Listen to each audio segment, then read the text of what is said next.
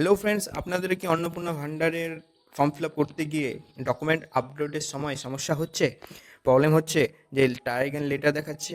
তো চলুন লাইভ আপনাদের দেখার চেষ্টা করছি। আপনি সব কিছু ফর্ম ফিল আপ ঠিক করছেন, আধার কার্ড নাম্বার ঠিক দিচ্ছেন, ভোটার কার্ড নাম্বার ঠিক দিচ্ছেন, কিন্তু ট্রায়াল লেটার দেখাচ্ছে যে ডকুমেন্ট আপলোডের সময় রয়েছে গভর্নমেন্টের যে ক্রাইটেরিয়া রয়েছে 50 KB থেকে 200 KBর মধ্যে যেটা রয়েছে সেটাও ফুলফিল করছেন আপনি। আন্ডার 200 KBর মধ্যেও আপনি ফটো আপলোড করছেন। ধরুন এখানে 180 KBর এই ফটোটা এখানে আপলোড করছি, ট্রায়াল লেটার দেখাচ্ছে।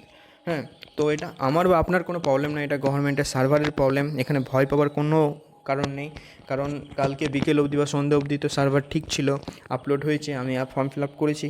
কিন্তু সন্ধ্যের পর থেকে প্রবলেমটা হচ্ছে, অনেক মানুষ এই প্রবলেমের মধ্যে ফেস করতে হয়েছে।